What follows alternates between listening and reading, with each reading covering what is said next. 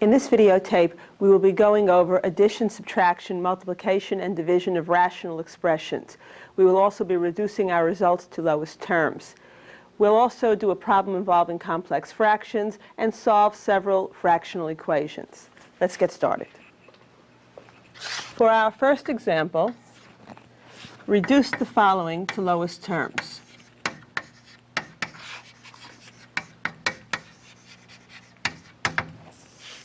Two x squared minus 10x divided by x squared minus 10x plus 25. Okay, now the fundamental principle of fractions tells us that if we have a fraction a over b, we will get an equivalent fraction if we multiply the numerator and the denominator by the same non-zero quantity, for example, k. So this is equal to a times k over b times k. Assume b and k are not equal to 0. Working the other way, if we have a fraction in this form, we will get an equivalent fraction if we divide numerator and denominator by the same non-zero quantity. We can therefore cancel the k's and get a over b. So what we're looking to do is to cancel factors that are common to the numerator and the denominator. Now, we can't cancel terms. We can cancel factors. Whereas you do not make the mistake of, for example, canceling the minus 10x's, because these are terms in the numerator and the denominator. What we must first do is factor the numerator and the denominator completely, and then see if there are any factors in common in the top and the bottom. And if there are, we can cancel them. Divide top and bottom by whatever that factor is. Okay, so let's try to factor.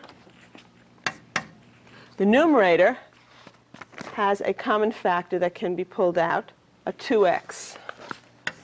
If we pull out a 2x, we will be left with x minus 5.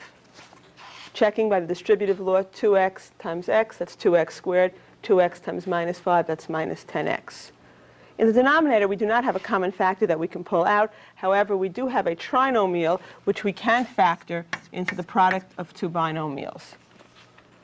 Okay, we are looking for two numbers which multiply to plus 25 and add to minus 10. They are minus 5 and minus 5. In this form, we can see that this is really in the form ak over bk. And we can divide numerator and denominator by k or by x minus 5, leaving us with 2x over x minus 5. Now, this is as far as we can go. This is our answer in lowest terms. We cannot cancel the x's. X is a factor in the numerator. The numerator is 2 times x. However, it's a term in the denominator. And you cannot cancel a factor with a term. Only common factors, which are joined by multiplication, okay, can be canceled out. So we stop over here.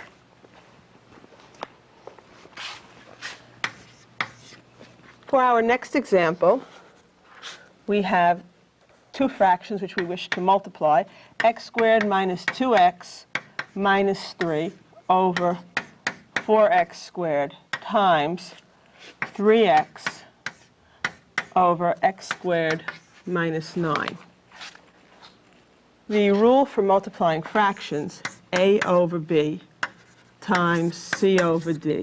We multiply the numerators, a times c, and divide by the product of the denominators. So we have a times c over b times d. Okay.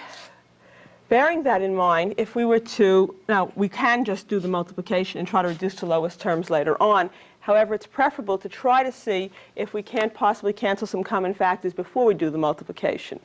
And bear in mind that really this is going to be one big numerator, this is one big denominator. So anything that can be canceled, it doesn't have to be directly underneath it. If there's a factor here in common with a factor here, they will be able to be canceled even though they're not directly above each other.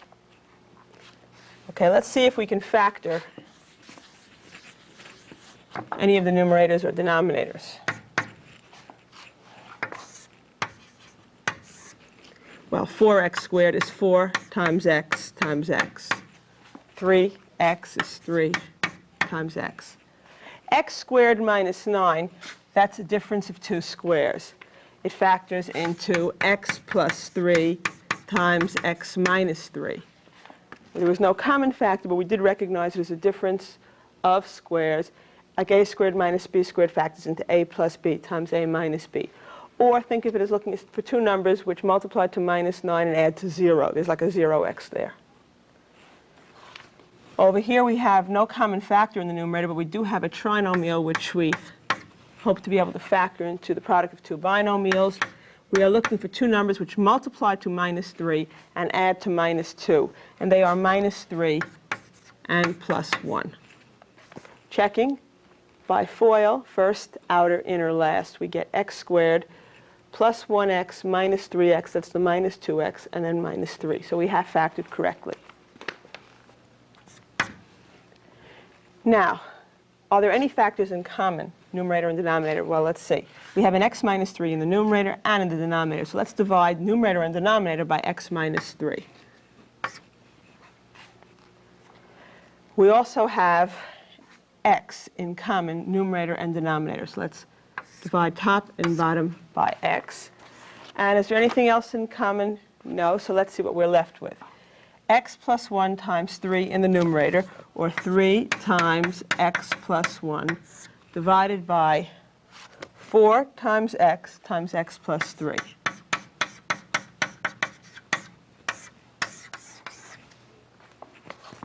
And this is as far as we can go. We can't cancel this x here. X is a factor down here, but it's a term here. So the x's can't be canceled.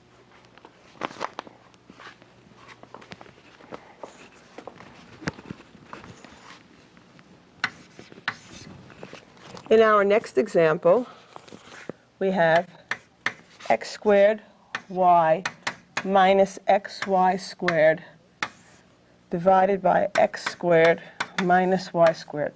This fraction divided by xy. When we have one fraction, a over b, divided by another, c over d, the rule is to invert and multiply. So this is equivalent to a over b times d over c, or a times d over b times c. So we will invert, instead of dividing by c over d, we invert and multiply by d over c, and we already know how to multiply fractions. Okay, this is like a over b. This is like c over d. Remember, if you see nothing there, this is really like xy divided by 1. So it's really in this form. Well, then it's going to be x squared y minus xy squared over x squared minus y squared. Instead of dividing by xy over 1, we will invert and multiply by 1 over xy.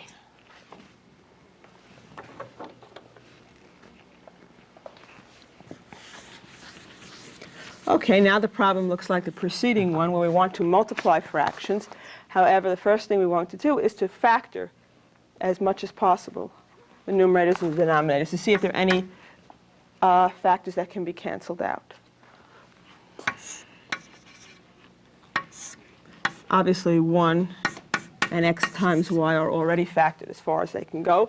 X squared minus y squared is a difference of two squares. That is going to factor into x plus y times x minus y.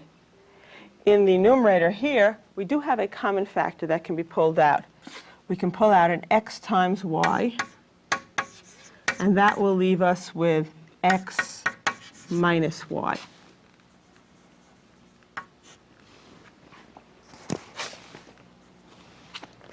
Checking this by the distributive law, we would get x squared y minus xy squared, and that's correct. Now let's see if there are any factors that we can cancel out.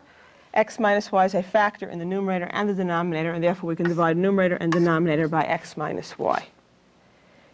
X is a factor in the numerator and the denominator. It can be canceled. Y is a factor in the numerator and the denominator. It can be canceled. By the way, when I'm canceling here, if I say I'm dividing numerator, canceling the x's, I'm really dividing numerator and denominator by x. And that really leaves me with a 1. Okay, I'm not mentioning it, but I don't want you to think it's a I'm only mentioning because I don't want you to think it's a 0 here. Okay? Each time I've divided, I'm really left with a 1. Okay, so that when you are multiplying now, it's 1 times 1 times 1 times 1, 1 over x plus y.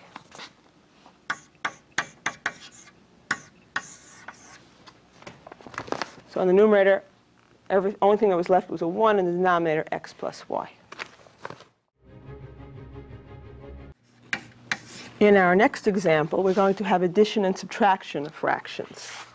Let's have 6x minus 5 over 2x plus 4 minus 3x minus 4 divided by 2x plus 4 plus x plus 1 divided by 2x plus 4. When we are adding fractions, the rule is that they have to have the same denominator. If they have the same denominator, we can combine the numerators and put them over the common denominator. And similarly, when we're subtracting fractions, one fraction minus another, if they have the same denominators, we can combine numerators and put over the common denominator. Okay, however, this is only valid if they have the same denominator. Well, in the problem that I've put up on the board here, all of the fractions do have the same denominator, so we will be able to combine numerators and place over the common denominator. The common denominator, of course, is 2x plus 4. Let's combine the numerators. It'll be 6x minus 5 minus, in parentheses, 3x minus 4 plus, in parentheses, x plus 1. Actually, you only needed the parentheses around the 3x minus 4, because with the subtraction, we have to make sure that you understand that we have to change the signs on both of these terms. However, it's better to make a mistake by putting in extra parentheses and leaving them out where they're necessary. Okay, so you can't go wrong this way. Combine the numerators, and if there are more than one term in the numerator, then just group it in parentheses, and we'll take care of it on the next time. Combine the numerators and put them over the common denominator. So now we have 6x minus 5. This minus is really like a minus 1 that has to be distributed through the parentheses. Minus 1 times 3x is minus 3x. Minus 1 times minus 4 is plus 4, plus x plus 1, all over 2x plus 4. Now we'd like to put our answer into those terms. We want to simplify, so let's first combine like terms in the numerator. We have a 6x, a minus 3x, that's 3x, plus 1x, that's 4x.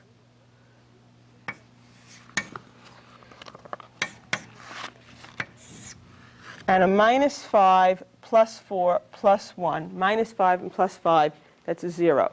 So we have in the numerator 4x, and in the denominator 2x plus 4. And to reduce to lowest terms, we will realize that the denominator can be factored. It's 2 times x plus 2. The numerator can also be factored. It's 2 times 2x. 4x is 2 times 2x. 2x plus 4 is 2 times x plus 2. Now the 2 is a factor in the numerator and the denominator, so we can cancel the 2's. Divide numerator and denominator by 2. And that leaves us with 2x over x plus 2. And this is as far as we can go. The 2 and the x are factors upstairs, but downstairs they are terms. And we cannot cancel factors and terms. Okay, here the 2 was a factor, both top and bottom. It was joined to the rest of the problem by multiplication, and we could cancel the 2's. Here the 2 is joined to the x by multiplication, but it's joined to the x in the denominator by addition, and we cannot cancel. So 2x over x plus 2.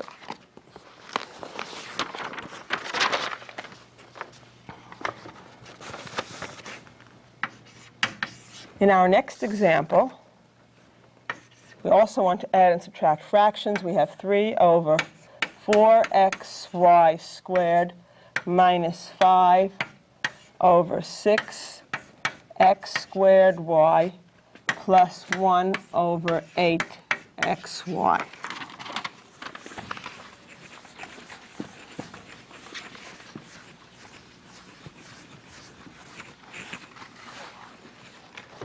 Okay, We want to add and subtract fractions, but unlike the preceding problem, which all of the denominators were the same. Notice in this problem, each fraction had the same denominator, so all we had to do was combine the numerators and place over the common denominator. Here, the denominators are different. What we must first do is transform each of these fractions into an equivalent fraction having the same denominator. Then, when they all have the same denominator, we'll be able to combine the numerators. And the question is, what denominator should be this common denominator? So we want to find the least common denominator, the LCD. What we do is we look at each of the denominators separately. 4xy squared, 6x squared y, and 8xy. And we factor each denominator completely into its prime factors. So 4xy squared is 2 times x times y times y, 4xy squared. 6x squared y is 2 times 3 times x times y, 6x squared y. And 8 is 2 times 4, but 4 is again 2 times x times y. And to get the LCD, the least common denominator, we take each factor the greatest number of times it appears in any one denominator. So let's take the factor 2. It appears twice, once, 3 times. So the most it appears in any one denominator is 3 times, so we need it 3 times. Take the factor 3. It appears no times, 1 time, no times. So we have to take it 1 time.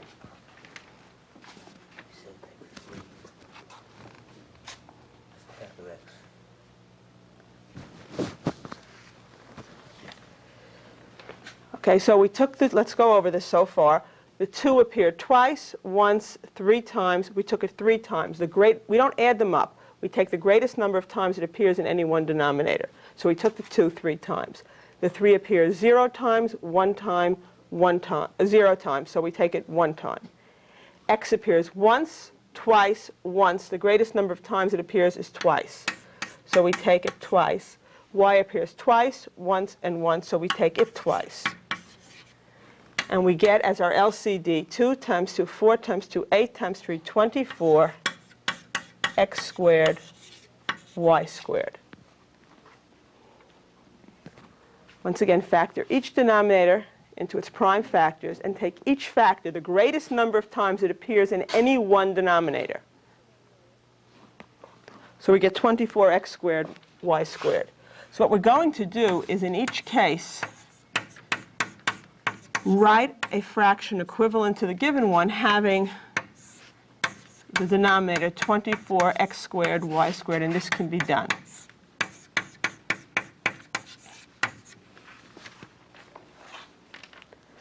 What we must first do is build fractions equivalent to the original ones, but each one now will have the same denominator, named 24x squared, y squared. To do this, we're going to use the fundamental principle of fractions that says we will get an equivalent fraction if we multiply the top and the bottom by the same non-zero quantity. So in each case, we're going to have to ask ourselves, what did we multiply this denominator by to get this denominator? And whatever that is, we'll have to multiply the numerator by the same quantity.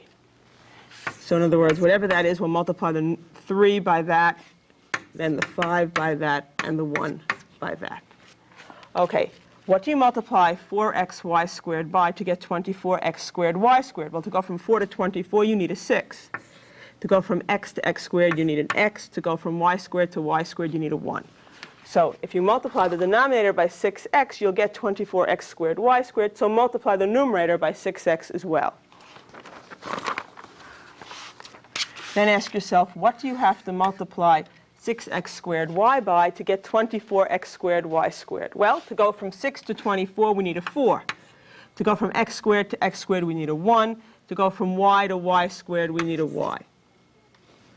So if you multiply the bottom by 4y, you'll get 24x squared, y squared. So multiply the top by 4y as well.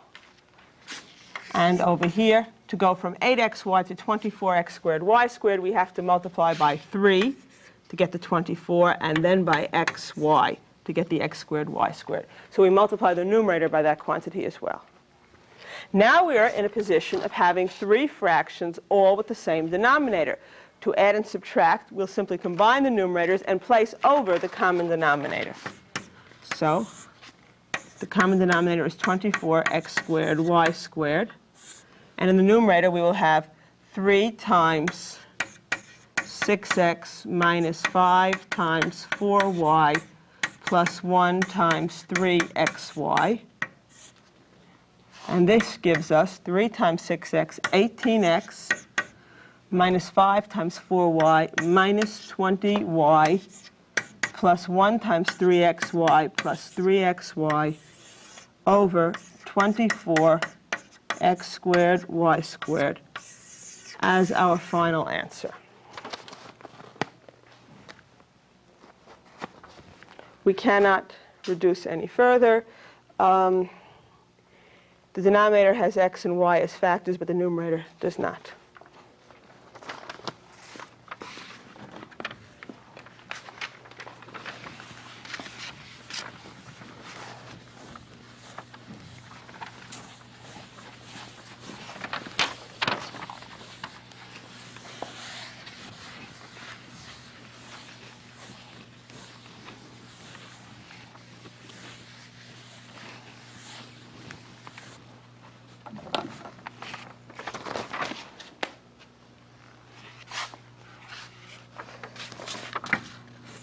In our next example, we would like to subtract two fractions. 3 divided by 2x minus 2 over 3x minus 1. To do this, we need to build fractions which are equivalent to the original fractions having the same denominator. Now, to find the LCD, we'd have to factor each denominator completely. Well, this is just 2 times x. This one cannot be factored any further.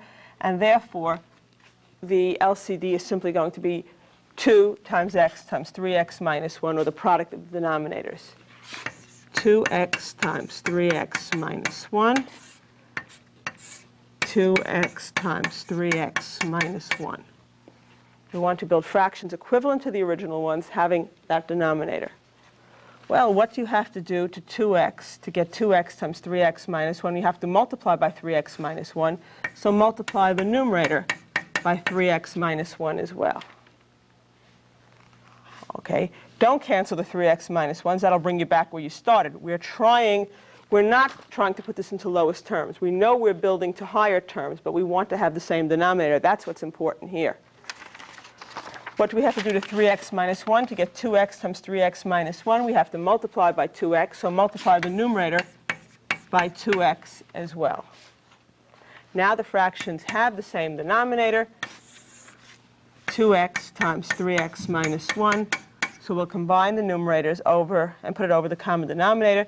So 3 times 3x minus 1 minus 2 times 2x, or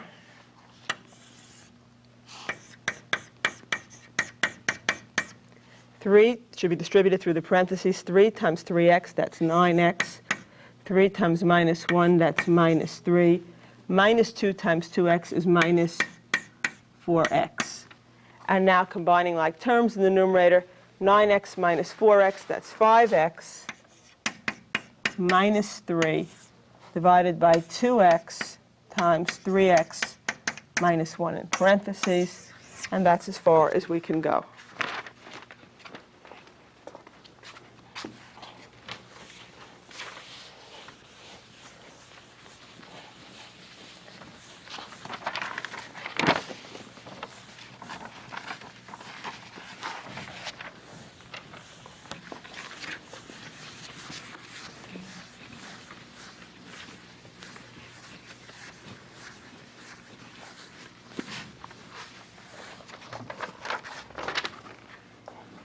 In our next example, we'd like to subtract the following fractions. 6 over x squared minus x minus 2, and take away 2 over x squared plus x. Now, unlike the preceding problem, which was basically already factored, the denominators, and we had to use the product of the denominators as the LCD, here we have to think about how we're going to form the LCD. To find the LCD, we'll take x squared minus x minus 2, we'll factor that, and x squared plus x.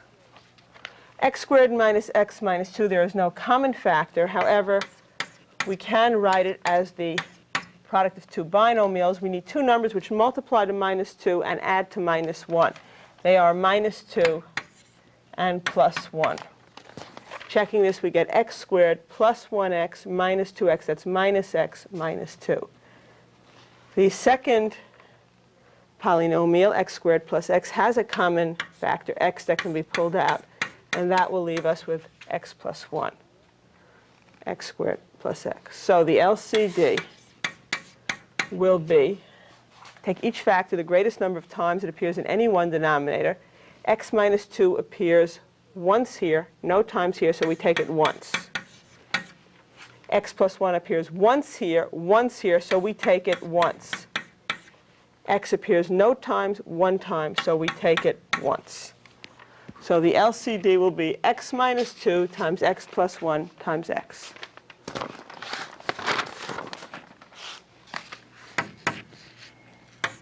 X minus 2 times x plus 1 times x. X minus 2, x plus 1, x. It'll help us to think of this in terms of its factored form.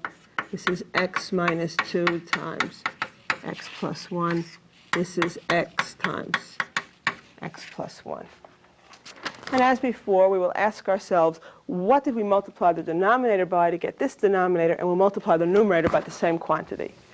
Okay, to go from x minus 2 times x plus 1 to x minus 2 times x plus 1 times x, we have to multiply by x. So we'll multiply the numerator by x as well. To go from x times x plus 1 to x times x plus 1 times x minus 2, we'd have to multiply by x minus 2. So we'll multiply the numerator by x minus 2 as well. You need the parentheses because there's more than one term here. If you feel better, you can put the parentheses in both cases. Okay, now the fractions have the same denominator. So we'll combine numerators and put it over the common denominator. So we'll have 6x minus 2 times x minus 2 over x minus 2 times x plus 1 times x. This is 6x. Distribute the minus 2 through the parentheses. Minus 2x. Minus 2 times minus 2 is plus 4 over x minus 2 times x plus 1 times x. Well, x minus 2x, that's 4x. So combining like terms, we get 4x plus 4 over x minus 2 times x plus 1 times x. And we're not finished yet because while the denominator is completely factored, the numerator can be factored further. It's 4 times x plus 1. The denominator, of course, was x minus 2 times x plus 1 times x.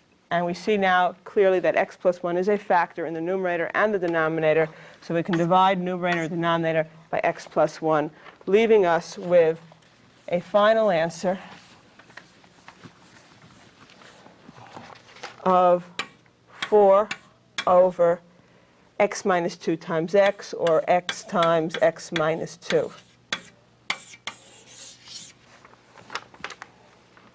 4 over x times x minus 2, or x minus 2 times x. But we save a set of parentheses this way.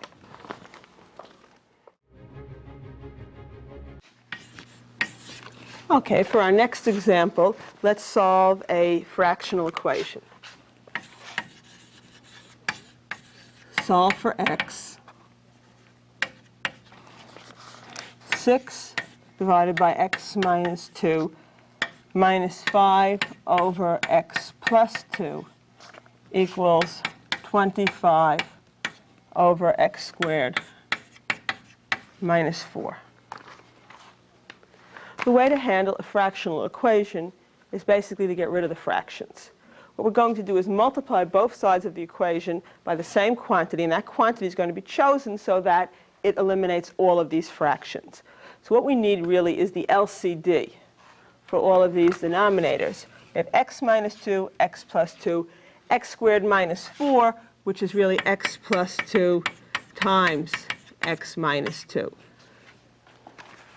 So the LCD is simply x plus 2 times x minus 2. And what we're going to do is multiply both sides of this equation by x plus 2 times x minus 2.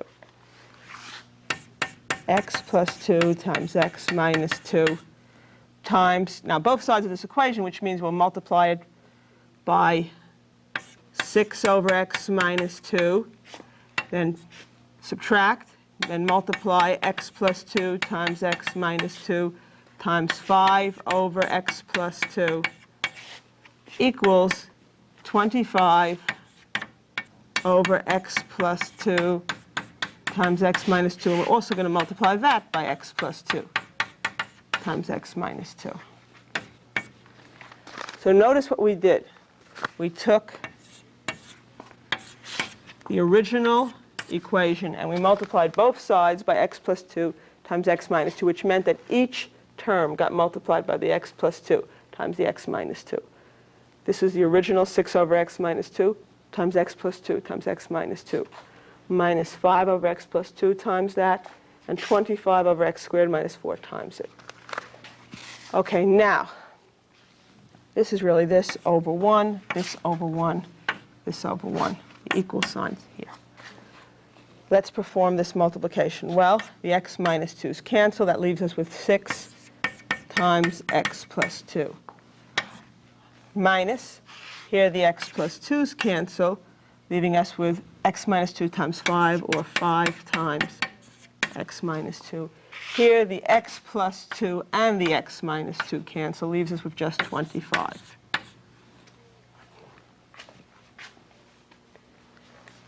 We then use the distributive law to get 6x plus 12, and now minus 5 to be distributed through the parentheses, giving us minus 5x plus 10 equals 25. 6x minus 5x, that's x, plus 12 plus 10 plus 22 equals 25. Subtract 22 from both sides, gives us a final answer of x equals 3. However, with fractional equations involving variables in the denominator, it is very important that you check your answer. And we'll see why a little later on. Let's perform the check for x equals 3. Go back to the original equation. 6 over x minus 2 minus 5 over x plus 2 equals 25 over x squared minus 4.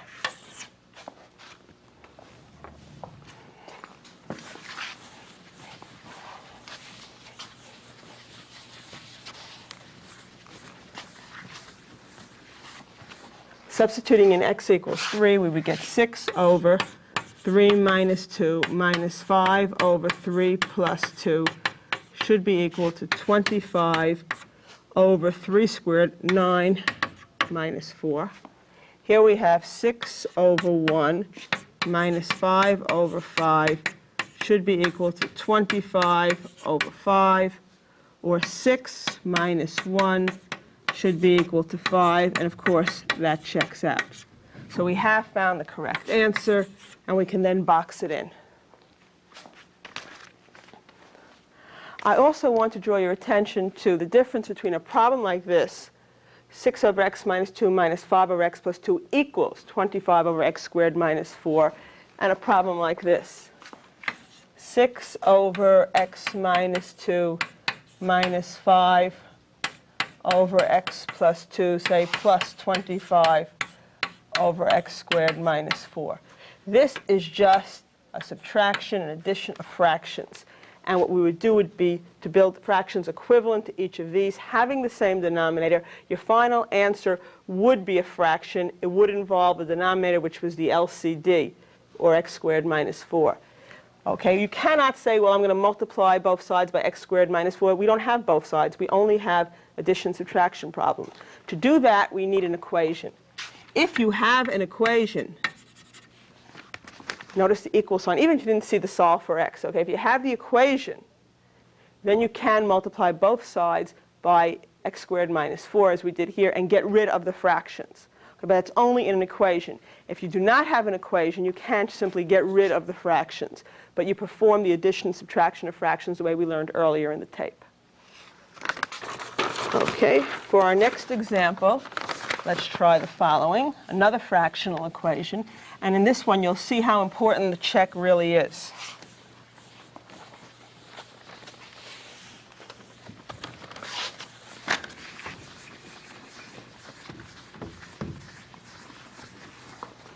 This would be example 10. We want to solve for x. X over x minus 2 plus 1/3 equals 2 over x minus 2. The LCD in this case is 3 times x minus 2. We're going to multiply both sides of the equation by 3 times x minus 2.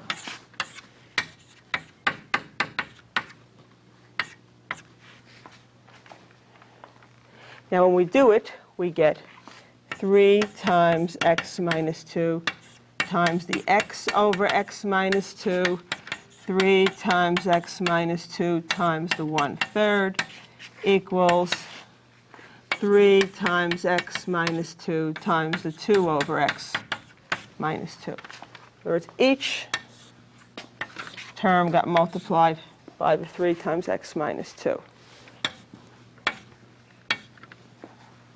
Here the x minus 2's cancel, and that leaves us with 3x.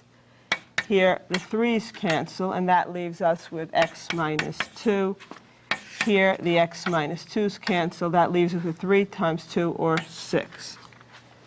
So we get that 3x plus x, 4x minus 2 is 6. 4x equals 8, adding 2 to both sides. And then dividing both sides by 4, x equals 2. Okay, now it doesn't seem as if we did anything wrong. Let's go and check back in the original equation. We're checking x equals 2 in the equation. X over x minus 2 plus 1/3 is 2 over x minus 2. We substitute in, and we get 2 over 2 minus 2 plus 1/3 should be equal to 2 over 2 minus 2. But this is 2 over 0, and we know we can't divide by 0, so this is nonsense here. We have division by 0. The check is not working out. That means that this is not the correct answer. But since it was the only possible answer, we didn't do anything wrong here. We started off the right way. We got x equals 2. It's the only possible answer, and it's not the answer, so there are no answers to this problem. Now, what happened? What happened is we multiplied both sides of the equation by a quantity, and we hope to get an equivalent equation. However, that assumes that the quantity you're multiplying by is not 0. If you multiply something which is patently false, 4 equals 3, if you multiply both sides by 0, you get an equivalent, you get a true statement. When you multiply garbage, both sides by 0, you can get a true statement, even if you started with something that was wrong. What we did when x equals 2, if x equals 2 is a solution, we multiplied both sides by 0. The original equation had no solutions. But when we multiplied by 0, we were misled into thinking that the equation had a solution. X equals 2 is the solution of this equation. That's true, but not of the original. So this problem has no solution.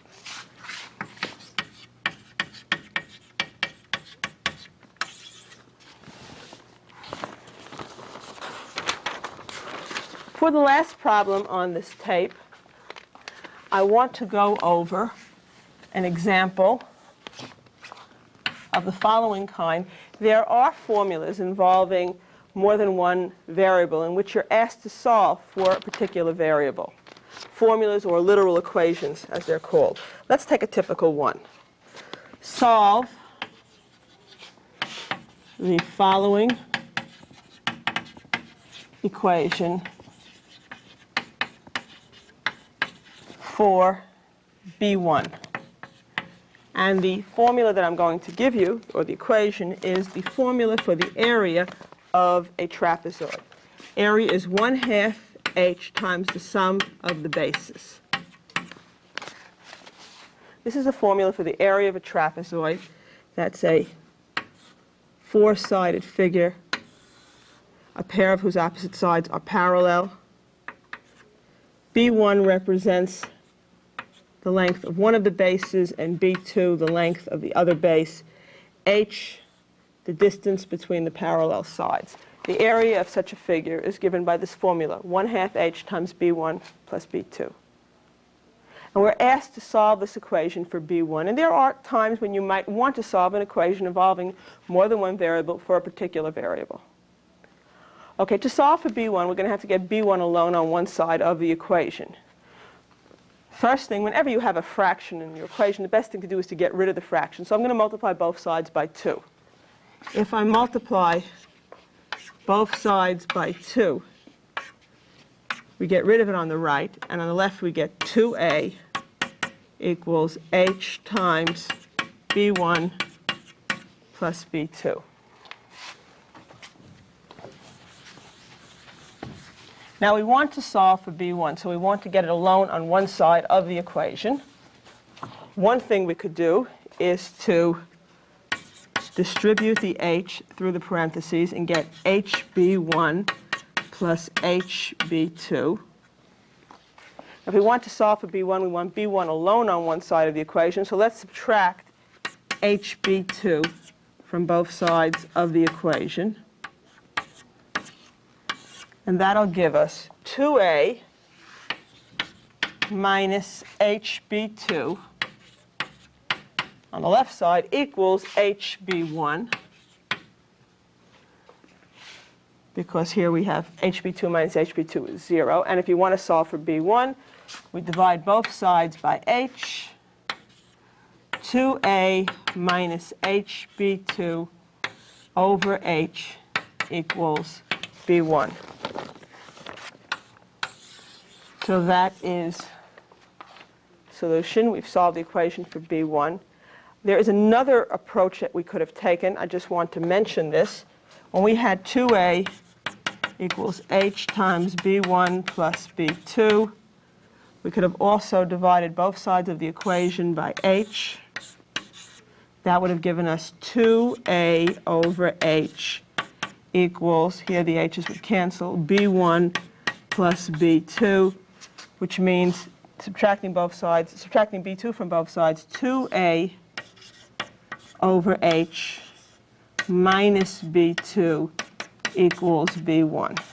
So here is another way of writing the solution. By the way, these are equivalent. If you were to try to combine these into a single fraction, think of this as B2 over 1, you'd have to multiply top and bottom by h, and that would give you 2a over h minus hb2 over h, and then you subtract the fractions and you would get that. So these are really the same answer. And that brings us to the end of this tape.